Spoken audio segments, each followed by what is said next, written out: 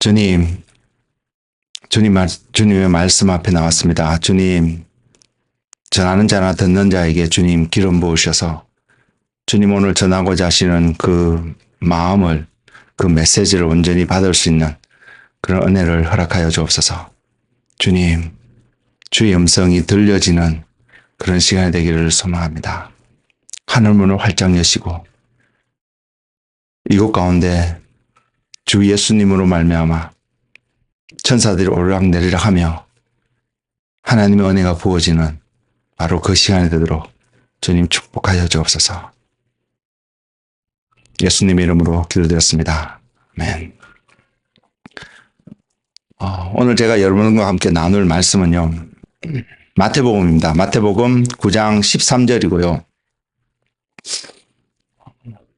전 제가 기억하는 한도 내에서 제가 이런 제목으로 말씀을 나눈 적은 없다고 생각합니다.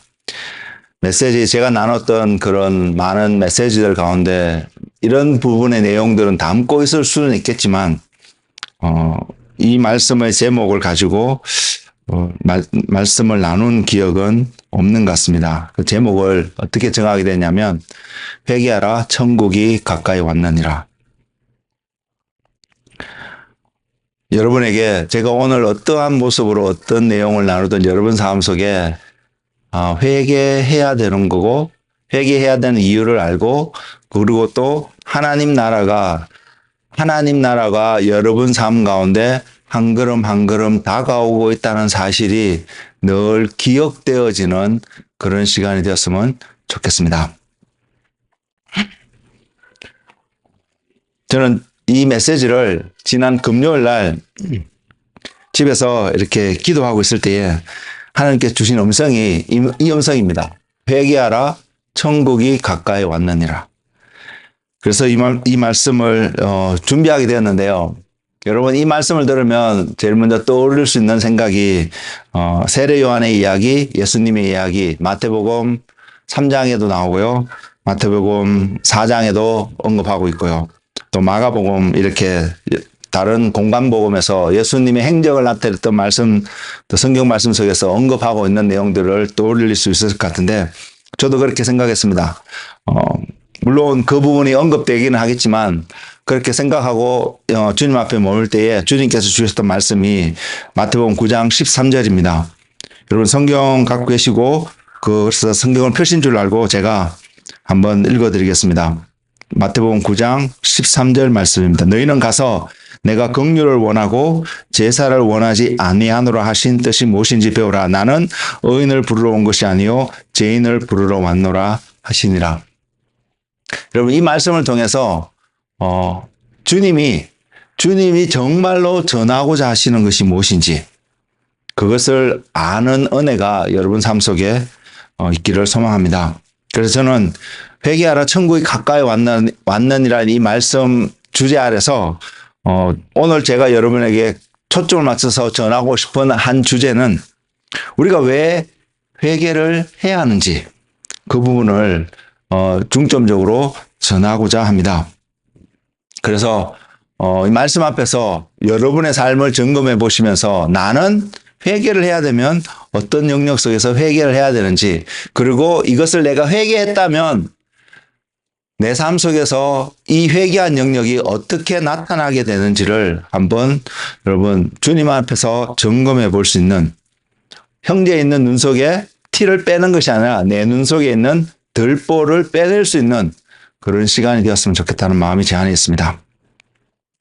이스라엘 백성들이 출애굽을 해서요 가나안 땅에 들어가서 사는 그 이후에 하나님께서 그들에게 지속적으로 하신 것이 한 가지 있습니다. 뭐 여러 가지 많은 것들을 우리가 열거하고요 이야기할 수 있겠지만 오늘 메시지에 근거해서 하나님께서 지속적으로 하신 것이 한 가지 있는데 그것은 뭐냐면 그들에게 수시로 정말로 수시로요 때에 따라서 필요에 따라서 수시로 하나님의 메시지를 전하는 선지자들을 보내셨다는 것입니다. 그리고 그 모든 선지자들 시대를 초월해서 보내신 선지자들을 통하여서 하나님이 전하신 가장 대표적이고 공통적인 한 메시지가 있다면 그 메시지는 하나님께로 돌아가라입니다. 하나님께로 돌아가라. 그 말은 현재의 너희들의 삶이 오늘날 우리에게도 하나님께서 그렇게 말씀하신다면 현재의 우리들의 삶이 하나님으로부터 멀어져 있기 때문에 하나님께로 돌아가라는 메시지라면 우리가 멀어진 하나님과의 관계 속에서 다시 발길을 되돌려야 되는 어떠한 삶에 있다는 것을 분명히 전하는 하나의 메시지가 될 것입니다. 그래서 선지자들이 계속해서 전했던 메시지가 그런 메시지였고요. 저와 여러분이 말씀을 통해서 분명히 잘 알고 있는 한 가지 사실은 이런 시대에 가장이라는 표현보다 이런 시대의 마지막으로 하나님의 메시지를 전한 선지자가 말라기라는 선지자입니다. 말라기서 1장 1절에 하나님이 말라기의 입을 통해서 이스라엘 백성들에게 이렇게 선포하고 있습니다. 여호와께서 말라기를 통하여 이스라엘에게 말씀하신 경고라. 그냥 말씀하셨다라고 표현하고 있는 것이 아니라 이 말라기 선지자를 통하여서 이스라엘 백성들에게 표현하시는 하나님의 강조점이 뭔가를 전하시는데 그것이 너희들에게 경고의 메시지다라는 것을 전하고 있음을 분명히 이야기하고 있습니다. 상식적으로요, 이 경고의 메시지를 우리가 가볍게 여기고 무시해버리면 어떤 결과가 있을지 우리는 분명히 알 수 있습니다. 왜냐하면 우리가 기대하지 않는, 또한 이 경고의 메시지를 보내신 분이 기대하지 않는, 일어나면 안 되기를 바라는 어떤 일들이 이 경고의 메시지를 무시한 사람들에게 일어난다는 것을 분명히 이야기하고 있습니다.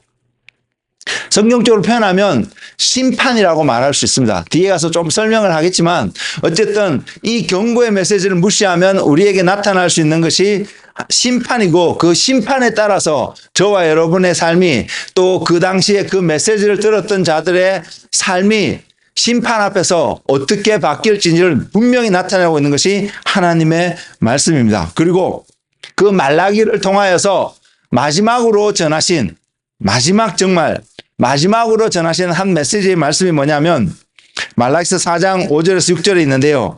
보라, 여호와의 크고 두려운 날이 이르기 전에 내가 선지자 엘리야를 너희에게 보내리니 그가 아버지의 마음을 자녀에게로 돌이키게 하고 자녀들의 마음을 그들의 아버지에게로 돌이키게 하리라. 돌이키지 아니하면, 돌이키게 하기까지 하신다는 하나님의 계획은 너무나도 감사하고 좋은 일인데 분명히 경고의 메시지가 이거 있습니다. 돌이키지 않으면 두렵건대 내가 와서 저주로 그 땅을 칠까 하노라 하시니라. 오늘날 교회에 수많은 교회단의 많은 사람들 속에 하나님의 말씀 속에 하나님의 백성들을 향해서 내가 너희를 저주하겠다라는 메시지를 전하는 하나님을 별로 상상하지 못할 겁니다. 그렇지 않나요? 근데 성경은 분명히 그렇게 이야기하고 있고요. 그 날이 언제냐면 그 날이 이를 때가 바로 크고 두려운 날이 될 것임을 분명히 이야기하고 있습니다. 우리는 그 날이 심판의 날이라고 우리는 표현할 수 있을 것이고요.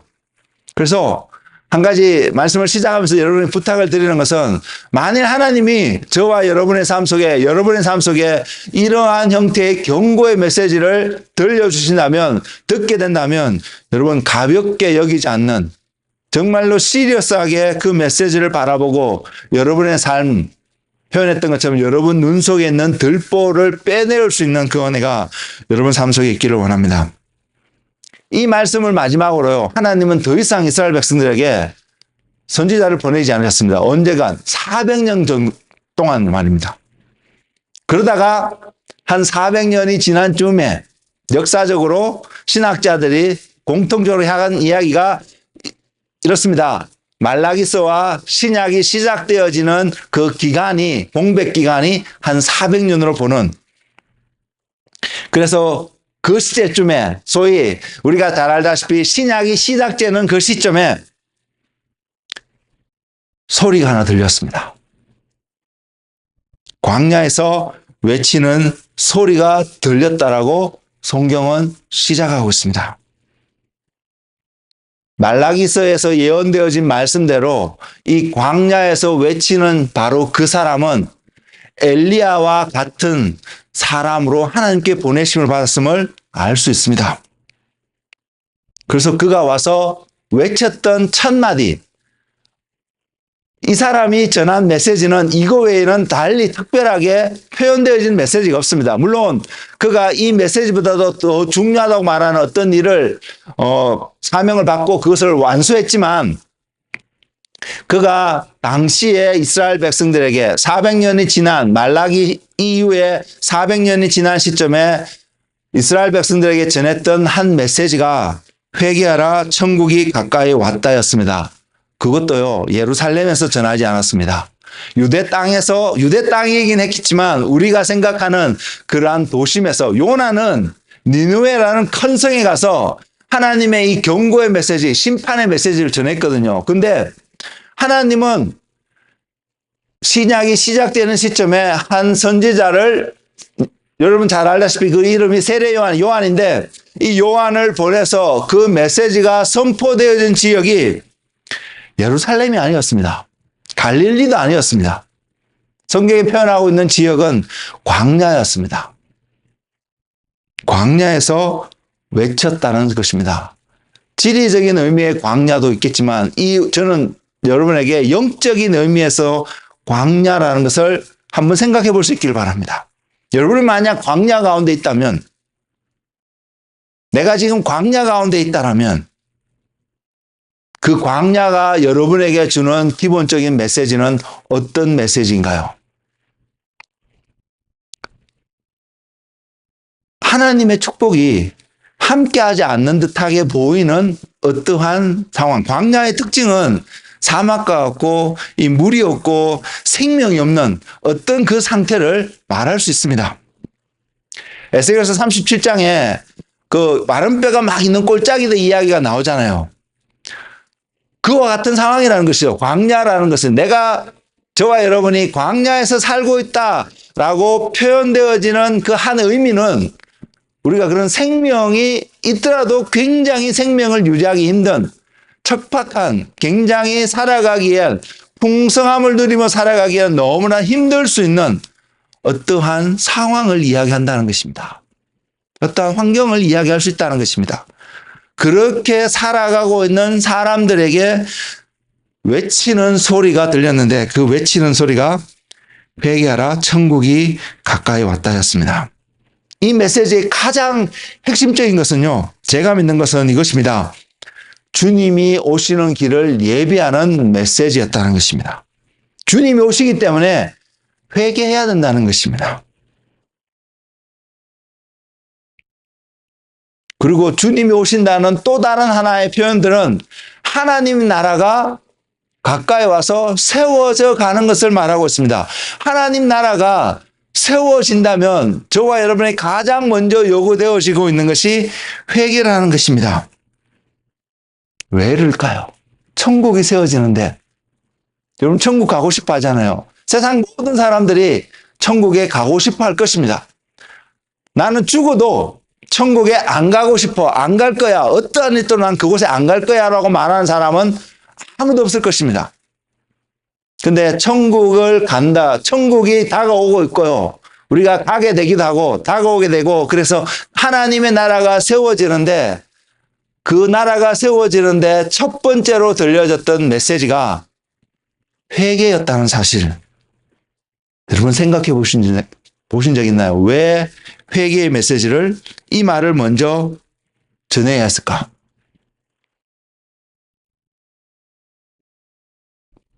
여러분 성경을 살펴보면요, 주님이 이 땅에 오신 이유가 여러 모습으로 증거하고 있습니다. 그 중에 한 가지가, 내가 온 것은 잃어버린 양을 찾아서, 요한복음 10장에 나오는 내용이거든요. 잃어버린 양을 찾아서 생명을 주되, 그냥 주는 것이 아니라 풍성하게 누리게끔 하기 위해서 오셨다라고 말하고 있습니다. 오늘 본문으로 삼았던 마태복음 9장 13절에 있는 말씀도 보면 내가 온 이유를, 주님이 오신 이유를 분명히 증하고 있는 하나의 이유입니다. 죄인을 부르러 왔다. 주님이 오신 것은 죄인을 부르러 왔다. 물론 그 앞 구절에 이런 표현도 있습니다. 내가 긍휼을 원하고 제사를 원하지 아니하노라 하신 뜻이 무엇인지 배우라. 우리가 이 말씀을 통해서도 한 메시지를 전할 수 있지만 제가 오늘 포커스를 맞추는 것은 이 말씀이 주는 어떤 특정한 메시지가 아니라 이 말씀과 함께 다가오는 회개해야 될 이유를 전하고자 합니다. 그래서 죄인을 부르러 왔다라고 주님이 선포하고 계십니다. 이것이 주님이 오신 이유입니다. 그러면 죄인이라고 표현되어진 사람들, 저와 여러분이 인정하죠. 나도 여러분도 죄인이다라고 고백할 수 있을 텐데 그러면 그 죄인이라고 고백되어진 사람들이 살아가는 환경이라고 표현할까요? 그 사람들의 생각이라고 표현할 수 있을까? 그분들의 어떤 삶이라고 표현할 수 있는 그 삶이 어떠했길래 성경은 그들을 향하여서 죄인이라고 표현하고 있을까요?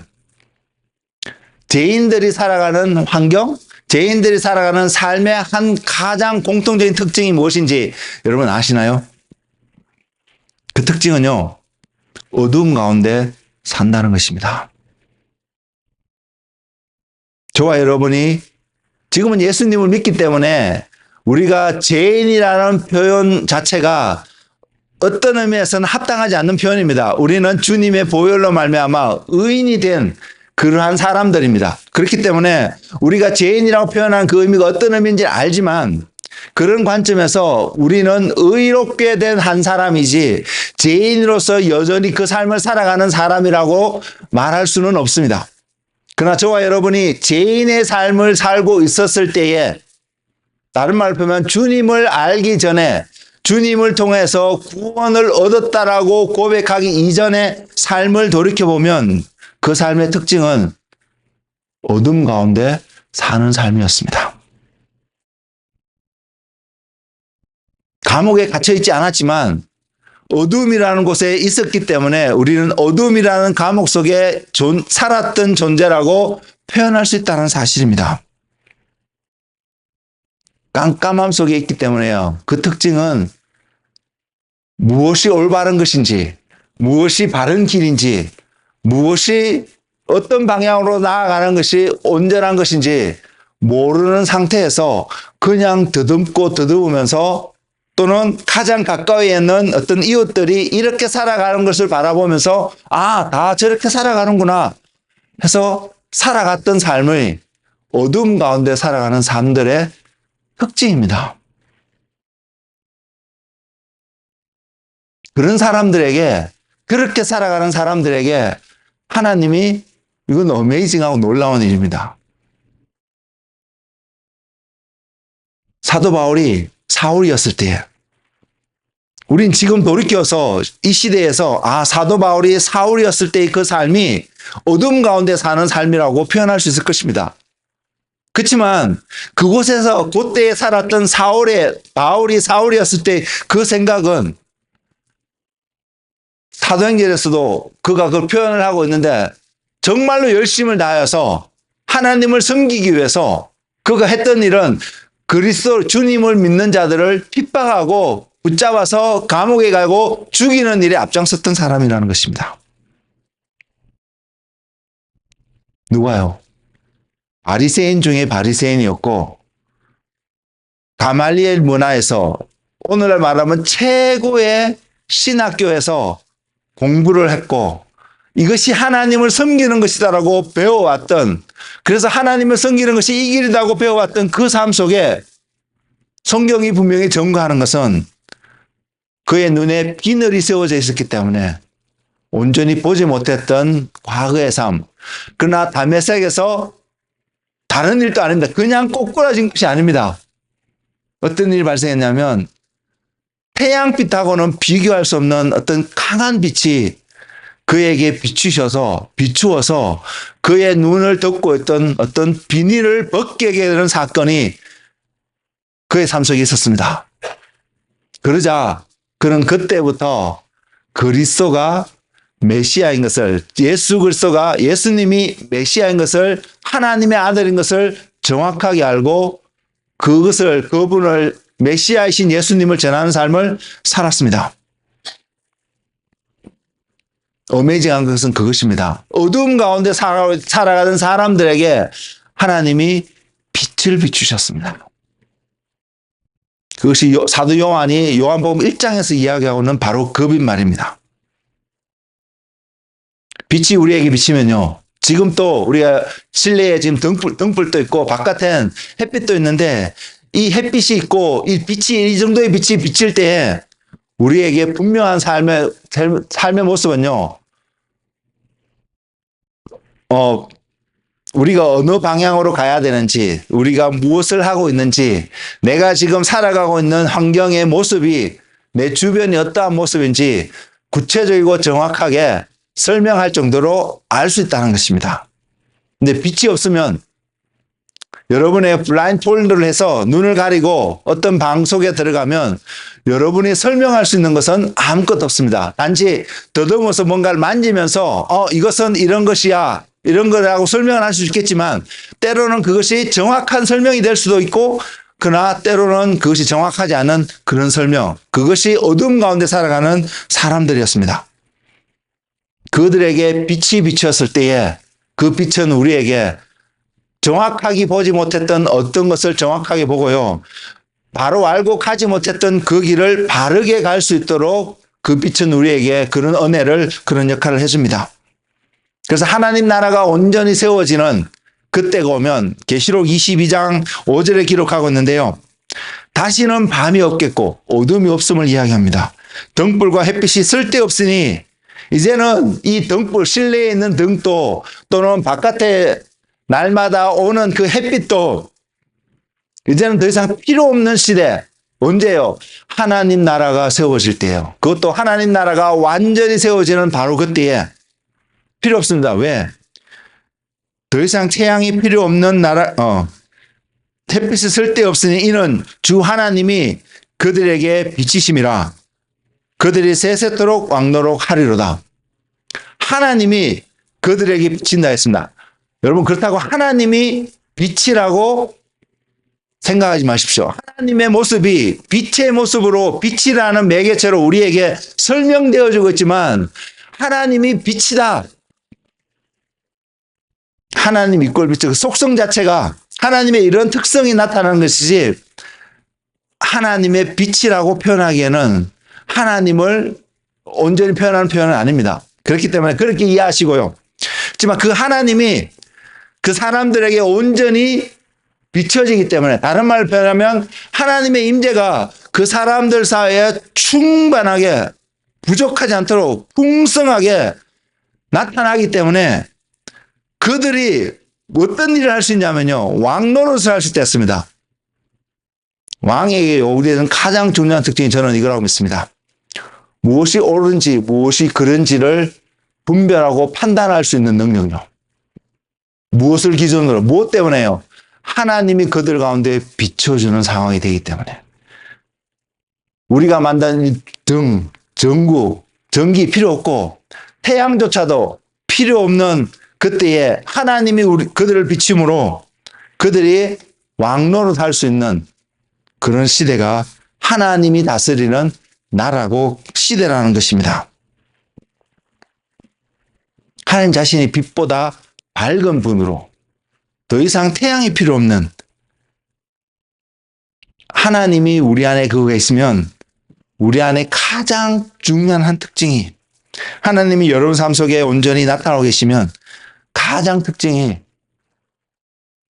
내 삶이 지금 하나님 안에서 하나님과 주님과 함께 온전히 가는 삶인지 아닌지를 확인할 수 있다는 사실입니다. 반대로요. 저와 여러분이 어둠 가운데 여전히 있다면 어둠 가운데 있는지 아닌지 모를 수 있습니다. 근데 하나 알 수 있는 특징은요. 하나님이 나와 함께 하고 계시면 하나님이 나를 어디로 이끄는지, 어디로 보내시는지, 무엇을 말씀하시는지 성경을 통해서 분명히 확인되는 것은 명확하게 알 수 있습니다. 근데 내가 지금 헷갈리고 모르고 혼란스러운 가운데 있고 그래서 뭔가를 하고 있다라면, 깨닫지 못하고 가고 있다면 그 사람은요, 여전히 어둠 가운데 있는 한 사람일 수도 있다는 생각입니다. 내가 그래서 어둠 가운데 있는 그 사람의 한 특징은요, 하나님이 왕이 되어서서, 예수 그리스도가 왕이 되어서서 인도하는 삶을 살아가는 것이 아니라 내가 왕이 되어서서 여전히 내 삶을 이끌어 가고 있는, 가려고 하는 사람이라는 것입니다. 이 말은 이거와 일맥상통하는 말입니다. 어떤 말이냐면 의인은 없나니 하나도 없다라는 말씀과요, 어둠 가운데 살아간다는 말씀과 같은 말입니다. 이런 사람들에게 빛이 비추어졌다는 것은요, 이런 저와 여러분에게 빛이 비쳤다는 것은 그 빛이 우리에게 선포하는 중요한 한 메시지, 여러 가지가 있을 수 있는데 중요한 한 메시지,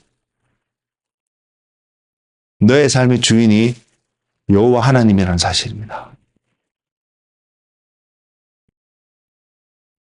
주인이, 소유권이 하나님께 있다는 것입니다. 여러분은 여러분의 뭔가 어떤 소유를 하고 있다고 가정해 보십시오. 여러분이 뭔가를 소유하고 있으면 그 소유한 여러분이 여러분의 원하는 대로 그 소유한 어떤 것들을 처분할 수 있지 않겠습니까? 재산 같으면 팔을 수도 있을 것이고요. 또 다른 어떤 것이면 여러분이 원하는 대로 그것을 사용하는 권리가 여러분에게 있지 않을까요? 그게 소유권입니다. 그게 주인이라는 뜻입니다. 예수님이 여러분의 주인이라면 예수님이 여러분의 삶을 그분의 뜻대로 이쪽으로도 저쪽으로도 이 방향으로도 저 방향으로 이 모습으로 저 모습으로 바꿔가며 인도하실 수 있는 권리가 그분에게 있다는 거 아닐까요?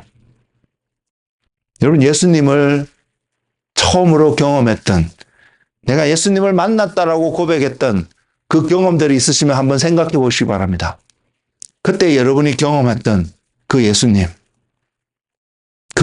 속에 여러분의 주인이 되신, 왕이 되신 예수님의 모습을 여러분 보실 수 있으셨던가요? 우리에게 빛이 비치시면 제일 먼저 보여지는 것이 주님이 왕이라는 것입니다.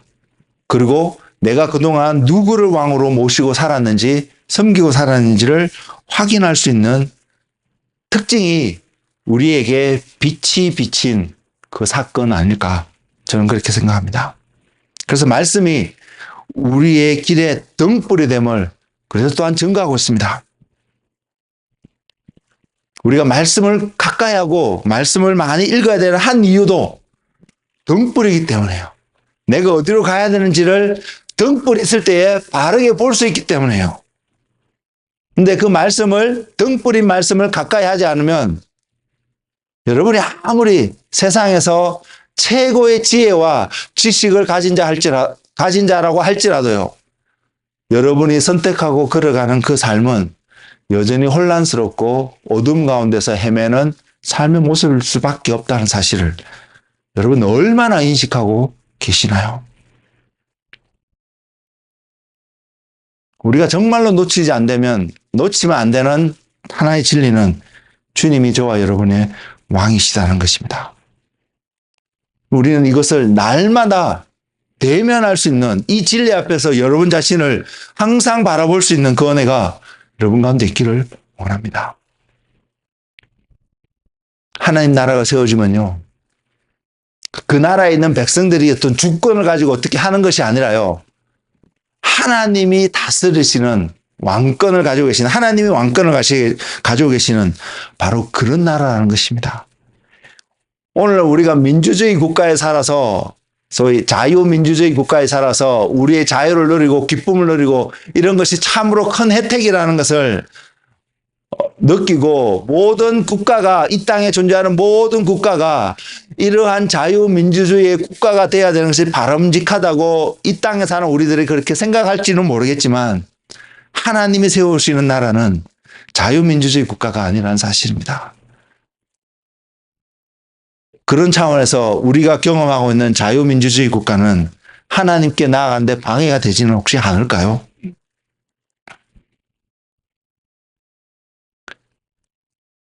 세상과 하나님 나라 그 가운데 서서 우리가 지금 뭔가를 선택하면서 정말로 하나님 원하고 우리가 원하는 바도 하나님 나라 쪽으로 우리의 삶이 들어가야 된다는 것을 너무나 잘 알고 있지만,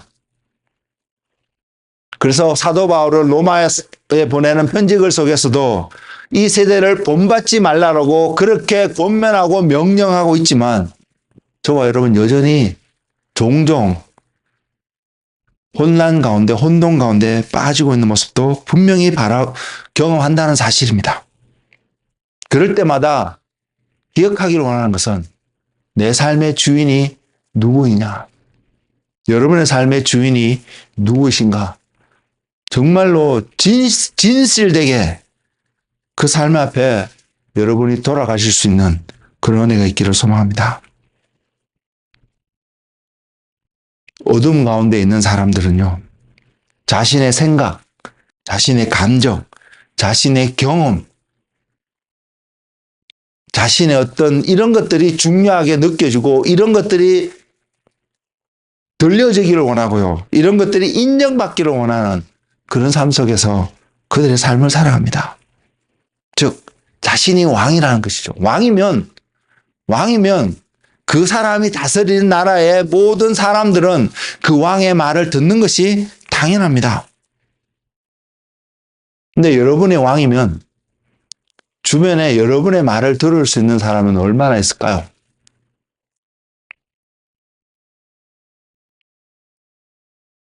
그것이 어둠 가운데 살아가는 사람들의 한 특징입니다. 그래서 하나님께서 오늘날 우리에게 회개하라, 하나님의 나라가 가까이 왔다라는 그 메시지를 우리에게 들려주신다면 우리는 이 왕을 바꾸는 일에 동참해야 된다는 것입니다. 왕을 바꾸는 거요. 그 빛으로 한 걸음 돌아가는 것이요. 그 빛으로 발자국을 돌리는 것이요. 그것이 순종이고 그것이 믿음입니다. 그것이 시작입니다. 세례요한은 어둠 가운데 있는 당시의 이스라엘 백성들에게 바로 이 메시지를 전했습니다. 예수님이 소위 공생애를 시작하시면서 전하셨던 첫 번째 메시지도 동일한 메시지였습니다. 심지어는요, 회당에 가서 안식일날 회당에 갔으니까 사람들이 예수님께 두루마기 성경을 주고 펼쳐서 읽게 하고요. 그리고 사람들이 예수님을 주목하게 되니까 예수님이 읽으셨던 말씀도 예수님 이사야서 61장에 있는 말씀이기도 했지만 예수님이 굉장히 중요한 의미를 그들에게 전했습니다. 물론 당시에 그들은 제대로 몰랐지만 우리는 알 수 있는 자가 되기를 원하는데요. 그 메시지 뭐냐면 오늘 내가 너희에게 들려진 이 메시지가 너희의 귀에 응하였다는 것입니다. 그 말은 하나님의 말씀이 때로는 멀리 있다고 느껴진 바로 그 하나님의 말씀이 내가 살아가고 있는 내 삶의 현재의 모습 속에 바로 임하셨다는 것을 선포한 사건입니다. 전 다른 말로 하나님의 음성이 지금까지 듣지 못했던 우리들의 삶 속에, 이스라엘 백성들의 삶 속에 하나님의 살아계시는 생생한 하나님의 음성이 그들 가운데 들려졌다는 것을 달리 표현하고 있는 말씀 아니었을까요?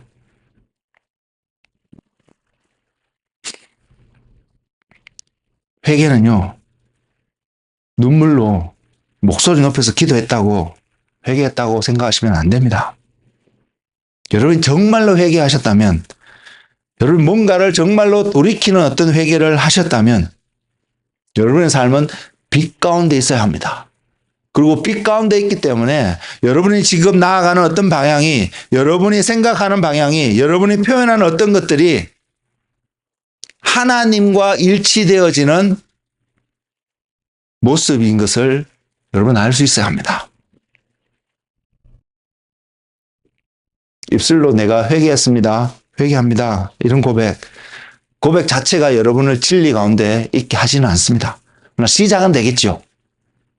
그 시작을 하는 은혜가 여러분 가운데 있기를 원하고요. 그 시작을 했으면 여러분 이것이 필요합니다. 입술로 회개한다는 그 시작을 했으면요. 이것이 필요합니다. 세례 요한이 광야에서 사람들에게, 광야에 살고 있는 사람들에게, 당시의 사람들에게 회개하라 천국이 가까이 왔나니라고 했을 때에 사람들이 어떻게 반응했는지 아세요? 세례 요한에 다가와서 반응했던 물음이 이것이었습니다. 내가 무엇을 하여야 합니까? 제가 회개합니다 라고 말하지 않았습니다. 내가 무엇을 하여야 합니까? 그 내용이 누가복음 3장 10절에서 14절에 있는데요. 한번 읽어드리겠습니다. 무리가 물으리되 그러면 우리가 무엇을 하리이까? 대답하여 이르되 옷 두 벌 있는 자는 옷 없는 자에게 나눠줄 것이요 먹을 것이 있는 자는 그렇게 할 것이라 하고 세리들도 세례를 받고자 하여 와서 이르되 선생이여 우리는 무엇을 하리이까 하매 이르되 부과된 것 외에는 거두지 말라 하고 군인도 물어 이르되 우리는 무엇을 하리이까 하매 이르되 사람에게서 강탈하지 말며 거짓으로 고발하지 말며 받는 급료를 족한 줄로 알라 하니라. 몇 가지 예를 들어서 설명했습니다. 그러면 말씀을 지키는 차원에서 여러분의 질문을 드리겠습니다. 여러분 군인이십니까? 그러면 지금 여기서 말하는 군인들에게 이야기했던 말씀대로 여러분 사셔야 될 것입니다. 여러분 세금을 징수하는 위치에 있습니까? 지금 이곳에서 설명하고 있는 하나하나의 예시들은 오늘을 살아간 저와 여러분 삶 속에 정확하게 맞는 예시의 삶은 아닐 수 있습니다. 그런데 한 가지 메시지를 전하고 있습니다. 이들의 모든 반응들, 이들에게 전했던 그 메시지가 그들에게 요구하고 있던 것 뭐냐면 지금까지 살아왔던 어떤 삶의 방식에서 돌이켜야 될 것을 이야기하고 있다는 것입니다. 바꿔야 될 것을 이야기하고 있다는 것입니다. 여러분 주님 만나고 여러분 삶은 바뀌셨나요? 아니면 지금도 여전히 내가 원하는 삶 그대로 살기 위해서 그것을 확정받기 위해서 하나님의 뜻을 구한다고 말하고 있지는 않나요? 만약 그렇다면 여러분 여전히 어둠 가운데 있는 자들입니다. 빛 가운데 주님이 비추시는 그 빛 가운데 걸어갔던 모든 사람들은요. 그들이 살아왔던 어떤 삶의 패턴과 어떤 삶의 방식과 삶의 원리와 어떠한 모습 속에서 다 바뀌었습니다. 사람마다 그 바뀌는 정도가 차이는 있겠지만 다 바뀌었습니다. 우리가 빛 가운데 산다면, 그래서 저와 여러분이 회개를 했다면 우리에게는 이런 삶이 반드시 나타나야 할 것입니다. 주변 사람이 여러분을 그렇게 살고 있다 이렇게 확정시켜주지 못합니다. 여러분이 그렇게 사시면, 그렇게 결정하고 하나님께 나오신 분이라면 분명히 여러분은 아시게 될 것입니다. 그리고 그것은 공통적으로 한마디로 이렇게 표현되어집니다. 예수 그리스도가 나의 주인입니다. 예수 그리스도가 나의 왕이십니다. 여러분 그거 아세요? 주님이 여러분의 주인이 되지 않으시면 여러분은 여러분의 소견에 옳은 대로 살아가는 삶을 산다는 것을 말입니다. 중간은 없습니다. 그래서 주님은 차든지 덥든 뜨겁든지 하라고 말씀하지 않았나 이렇게 생각해 봅니다. 입술은 주를 이야기하고요. 하나님의 뜻을 이야기하고요. 교회 출석도 하고요. 교회 모든 행사에 열심히 참여하고요. 그 모든 과정을 통해서 내 안에 하나님에 대한 지식은 쌓일 수 있지만 여전히 그 삶이 하나님이 우리를 어디로 인도하고 하나님이 나에게 원하신 것이 무엇인지를 여전히 모르는 어둠 가운데 있는 삶은 혹시 아니신가요? 회개는 주인을 바꾸는 것이기 때문에요. 왕을 바꾸는 것이기 때문에요. 정치적인 용어로는 쿠데타입니다.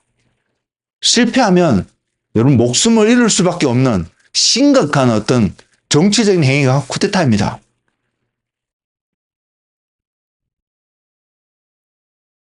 주님으로 주인을 바꾼다는 것은 그냥 가볍게 생각할 수 있는 부분이 아닌 것을 우리는 기억했으면 좋겠습니다. 그리고 내가 주님을 정말 시리어스하게 I'm very serious to the Lord 이렇게 여러분 고백하실 수 있다면, 그래서 살아가실 수 있다면 정말 내 목숨과도 바꾸는 그런 결정들이 내 눈앞에서 수시로 일어날 수 있다는 사실을 여러분 인식하고 가시는 은혜가 여러분 가운데 있기를 소망합니다. 그것이 여러분의 삶이 축복 가운데 있든 고난 가운데 있든 그것은 더 이상 중요하지 않습니다. 중요한 것은요,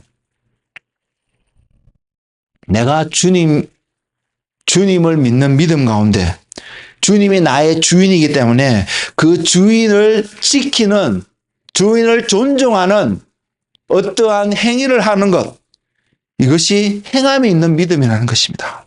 그것을 통해서 내게 축복이 되어졌던, 그것을 통해서 여전히 세상으로부터 더 핍박을 받고 고난을 받게 되는 결과를, 사람들이 여러분을 손가락질을 하게 됐던 그런 결과가 있던, 그것은 중요하지 않다는 것입니다. 이렇게 말한 저도 온전치 않은 사람입니다. 이것을 말씀드리고 이런 말씀을 계속 전하고자 합니다. 그럼 그곳으로 가기를 원합니다. 내게 축복이 되든 내게 유익이 되든 내게 손해가 되든 상관없이 주님이 나의 주인인 것을 내가 지킬 수 있는 그 결정을 하는 한 사람이 되기를 원한다는 것입니다. 다른 말로 말씀하면요, 다른 말로 표현하면 주님이 나에게, 잘 들으십시오, 주님이 여러분의 목회자에게, 이거 아닙니다. 주님이 여러분에게, 주님이 나에게 이렇게 말씀하셨으면, 세상 누가 여러분을 아니라고 반대해도 가겠다는 것이 주님이 주인이 되어져 있는 사람의 태도 아닐까요? 주님께서 우리가 가야 될 길은 이 길이라고 보여주셨기 때문에 나는 가겠습니다. 이것이 믿음이고 이것이 순종 아닐까요? 그리고 오늘 사는 우리가 그 말씀에 순종해서 지금 또 그 길을 가고 있다고 고백하는 것이 믿음대로 믿음으로 살아가는 저와 여러분의 순종의 삶이 아닐까요? 여러분이 믿으시는 주님, 그 주님은 살아계신가요? 여러분 삶 속에 주님은, 바로 여러분을 믿는다고 고백하신 그 주님은 살아계신 주님이신가요? 주님이 살아계시면요, 분명히 이것이 확정되어질 것입니다. 무엇이요? 말씀하시는 주님. 여러분이 귀로 들리든 여러분의 마음으로 들리든 여러분의 어떤 설교를 통해서 듣든 또 어떤 찬양을 통해서 듣든 또는 어떤 아름다운 자연 환경 속에서 하나님을 묵상하고 있을 때 어떠한 환경 속에, 그런 속에 있든 하나님이 살아계시면, 여러분 삶 속에 여러분이 믿는 하나님이 정말로 살아계신 하나님이시면 어떠한 매개체를 통해서도 하나님 말씀하신다는 사실, 여러분 그거 아세요? 왜 말씀하신 줄 아세요? 왜 우리의 삶이 믿음의 삶이 되어야 되는 줄 아세요? 왜냐하면 주님이 시작이시기 때문에요. 주님이 시작하지 않았는데, 다른 말로 표현하면 주님이 말씀하지 않았는데 우리가 뭔가를 시작했다면 그건 주님과 관계없는 행위 아닌가요? 주님과 관계없기 때문에 여러분이 아무리 선한 일, 착한 일, 사람과 내 생명과 다른 사람의 생명을 바꾸는 어떤 일을 한다 할지라도 주님이 시작하신 일이 아니라면, 주님이 말씀하신 일이 아니라면 그럼 내가 왕이 되어 있지 주님이 왕이 되어 있지 않는 어떤 삶 아닐까요? 하나님 나라가 다가오고 있습니다. 하나님 나라가 세워질 것입니다.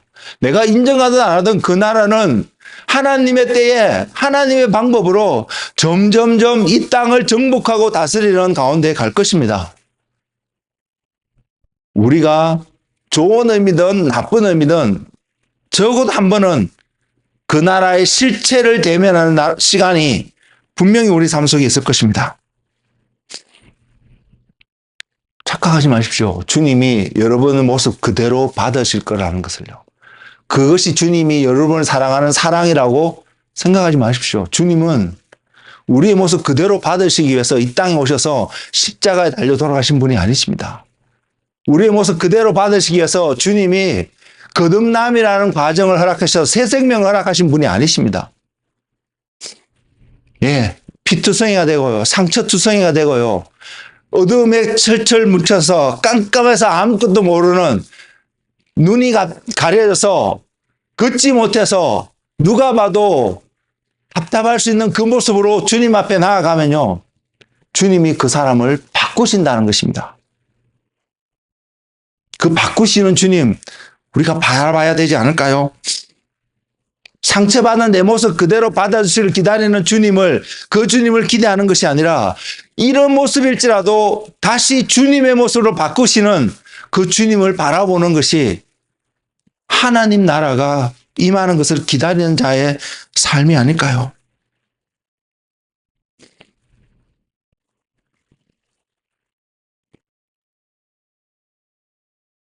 저는 아무리 생각해 봐도요, 하나님이 우리를 사랑해 주셔야 할 이유가 없다는 것을 깨닫는 사람 중에 한 사람입니다. 그럼에도 불구하고 하나님이 우리를 사랑하시기 때문에, 사랑하신다는 것을 알기 때문에, 나를 사랑하고 여러분을 사랑하신다는 걸 알기 때문에요. 주님은 정말로 사랑이십니다라고 선포할 수도 있고요. 또 주님은 바로 이것이 나를 향한, 여러분을 향한 하나님의 무한하신 은혜라는 것을 고백할 수 있습니다. 그렇다고 해서 바뀌지 않는, 어떤 의미에서 내 주인이 바뀌지 않는 모습으로 하나님의 여전히 여러분을 받아주실 거라고 생각하지 마시라는 것입니다. 오늘날 교회는, 저와 여러분을 포함해서요, 오늘날 교회는 이 부르심이 다 있습니다. 그것이 뭐냐면 다시 오실 주님을 준비하고 기다리는 부르심 말입니다. 그 말은 주님의 심판대 앞에 서는 날을 준비하고 기다리라는 그 표현입니다.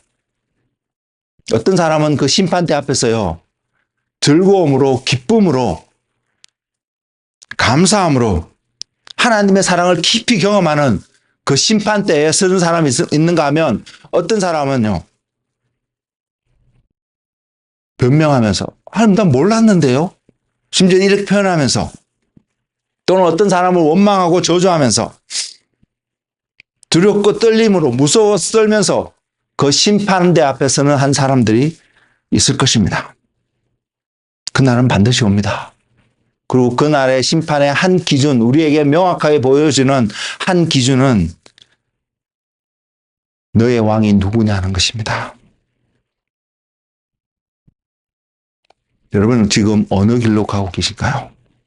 어느 방향으로 오늘 또 여러분 가고 계신가요? 여러분의 삶의 어떠한 영역 속에 살펴봤을 때 주님이 시작하지 않은 길이라면, 그렇게 느껴진다면 여러분 정말로 돌이키셔야 합니다. 그 삶은 폐기되어져야 합니다. 이 질문을 드리고 싶습니다. 여러분 진짜가 되고 싶으세요? 여러분 정말로 진짜이기를 원하세요? 그러면 주님으로부터 시작하십시오. 저는 이 12포인트에서 주님과 함께 하라고 말씀드리고 싶지 않습니다. 주님으로부터 시작하세요. 주님이 여러분의 시작이 되세요. 그럴 때에 여러분의 삶은 주님이 여러분의 마지막이 될 수 있습니다. 그런 여러분의 삶을 발견할 때 여러분은 시작과 끝이 되시는 주님 안에서 살아가고 있는 여러분의 모습을 발견할 것입니다.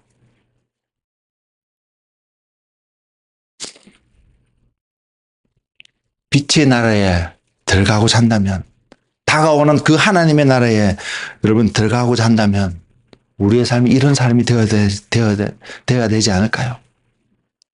하나님이 여러분에게 어떠한 달란트를 주셨는데 그 달란트를 요즘 마지막 때 주님 앞에 드려지는 것이 어떠한 달란트이기를 원하십니까?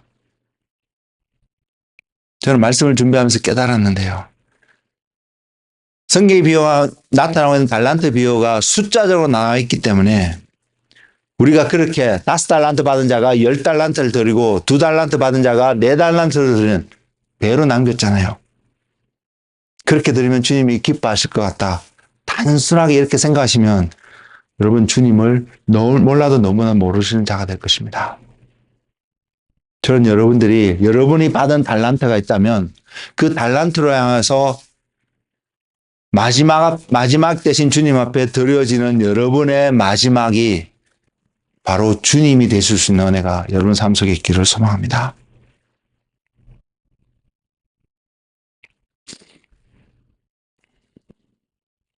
빛의 나라인 하나님 나라에 여러분이 주인 되었던 정말 모든 것을 내려놓고 들어가지 않는다면요.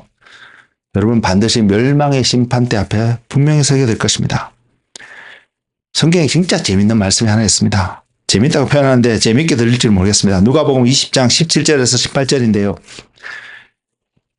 주님이 이렇게 표현하고 계십니다. 그들을 보시며 이르시되 그러면 기록된 바 건축자들의 버린 돌이 모퉁이의 머릿돌이 되었느니라 함이 어찌미냐. 무릇 이 돌 위에 떨어지는 자는 깨어지겠고 이 돌이 사람 위에 떨어지면 그를 가루로 만들어 흩으리라 하시니라.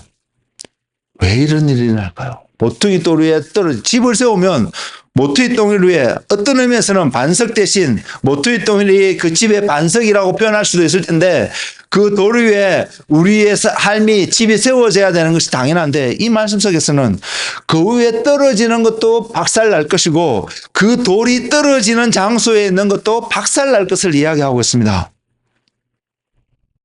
그리고요 요한복음 10장인가요? 거기서 예수님이 또 자신을 소개하기를 나는 양의 문이라고 소개하였습니다. 그러면서 하시는 말씀이 나보다 먼저 온 자는 다 절도요 강도라고 하였습니다. 주님보다도 먼저 왔다는 것은 주님으로부터 오지 않았다는 것입니다. 모퉁이 돌에 떨어지는 것도 모퉁이 돌이 떨어졌던 장소도 마찬가지입니다. 주님으로부터 시작되지 않은 어떠한 한 상황을 주님이 말씀하고 있는 거 아닐까요? 주님이 시작인데 주님보다 먼저 올 수 있는 거 없지 않나요? 우리의 시작이 예수 그리스도여야 합니다. 그래서 주님이 이 땅에 오셔서 보여주신 내가 하나님께로부터 왔다. 왜요? 하나님께로부터 와야 되거든요. 세상으로부터 와서 하나님께로 갈 수가 없습니다. 하나님께로부터 와서 이 땅에 있다가 하나님께로 가야 되는 것입니다. 하나님께로부터 오지 않아 주님으로부터 시작되어지는 것이 하나 있습니다. 그것이 뭐냐면 사탄입니다. 그래서 사탄은 주님과 관계없는 자입니다.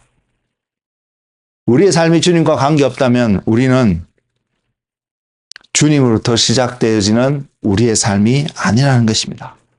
거듭남의 삶도 주님으로부터 시작되는 삶의 모습입니다.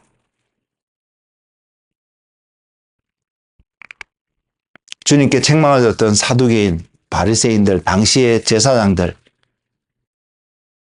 주님과 관계없는 삶을 살았기 때문에요. 하나님 안에서 시작하는 것처럼 보였지만 하나님 안에서 시작하는 삶이 아니었기 때문에 주님이 그토록 그들에게 말씀하셨음에도 불구하고 깨닫지 못하는 어리석음 가운데 있기 때문에요. 그래서 주님이 그들에게 말했습니다. 소경이 소경을 인도하게 되면 구덩이에 빠진다고요.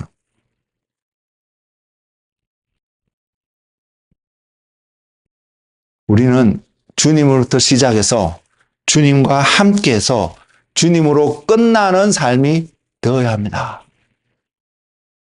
이 삶을 갈망하는 사람이 그리스도가 나의 왕이 되지 않고는 불가능할 것입니다. 그래서 우리는 날마다 주님이 내 삶의 왕이신가를 확정하고 점검하면서 내 시작이 주님으로부터 내가 가는 여정이 주님과 함께 내가 마무리하는 내 삶의 어떤 끝부분이 주님으로 끝나는지를 늘 고민하고 확인하고 분별할 수 있는 지혜가 저와 여러분 삶 속에 충만하기를 예수 그리스도 이름으로 축복을 드립니다. 그러려면 우리의 삶은 말씀이 등불이 되어져서 우리의 삶을 인도하는 그 삶이 되어야 할 것입니다. 그럴 때 우리는 믿음을 알게 될 것이며, 그리고 그럴 때 우리의 믿음이 약속하는 그 실체가 무엇인지 분명히 알게 될 것입니다. 사랑하는 성도 여러분, 이러한 삶이 여러분 삶 속에서 구별되어져서 하나님의 선하시고 온전하신 뜻이 무엇인지를 알아 그분께 순종하며 오늘도 그분과 함께하는 삶이 되시기를 예수 그리스도 이름으로 축복을 드립니다. 기도하겠습니다.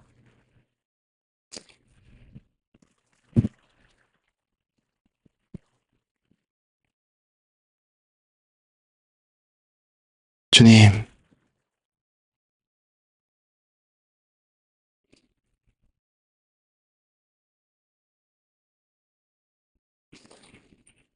주님, 우리는 지금 무엇을 바라보고 있나요? 주님, 우리는 지금 어디를 향하고 있나요? 주님, 우리의 시작은 정말로 주님과 주님으로부터 시작이 되어지고 있나요? 주님, 오늘 이 시간 주님의 말씀 앞에서 기도하는 것은 회개하라 천국이 가까이 왔다라고 말씀하시는 주님의 말씀 앞에서 우리가 기도하는 것은 주님 우리에게 바울에게 비춰졌던 동일한 빛을 우리 가운데 비춰주시옵소서. 주님 그 빛을 비춰주시옵소서. 태양보다도 더 강렬하고 더 밝았다고 고백되어지는 바로 하나님을 나타내는 그 빛을 이 시간 우리에게 비추셔서 이제는 우리의 삶이 주님과 시작이 되어지는, 주님으로부터 시작이 되어지는 우리의 삶이 될 수 있도록 주님 인도하여 주옵소서. 무엇을 입을지, 무엇을 마실지, 무엇을 먹을지, 이거보다도 더 중요한 것이 내가 누구로부터 시작해서 누구와 함께 내가 누구와 어떠한 결말을 맺을 수 있는지 그것을 고민하고 주님 앞에 나아가는 한 사람 한 사람 되게 하여 주옵소서. 주님, 주님이 정말로 우리의 왕이 되시기를 소망합니다. 그래서 주님의 빛이 우리 가운데 비치셔서 주님 안에서 주님과 함께 왕노릇할 수 있는 은혜가 무엇이 옳은 것인지 무엇이 그른 것인지 내가 가야 될 길이 무엇인지 정확하게 바라보고 나아갈 수 있는 바로 그 은혜가 이곳에서 주님을 구하고 주님을 알기를 원하고 주님을 만나기를 원하고 주님을 배우기를 원하는 주님의 자녀들에게 충만할 수 있도록 주님 안수하시고 임재하여 주시옵소서. 감사하고 예수님의 이름으로 기도드렸습니다. 아멘.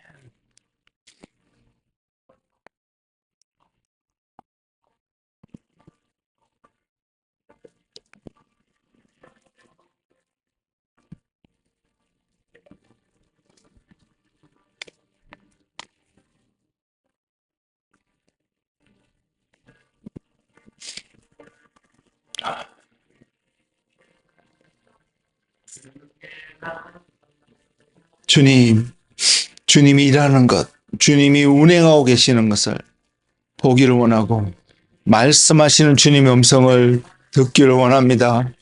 더 이상 어둠 가운데서 더듬어 살아가는 삶이 아니라 주님이 비춰주는 빛 가운데서 빛의 나라인 그 하나님의 나라에서 올바른 삶, 주님이 인도하시는 삶, 주님이 기뻐하시는 삶, 주님 앞으로 나아갈 수 있는 바로 그 삶이 될 수 있도록 주님 인도하여 주옵소서.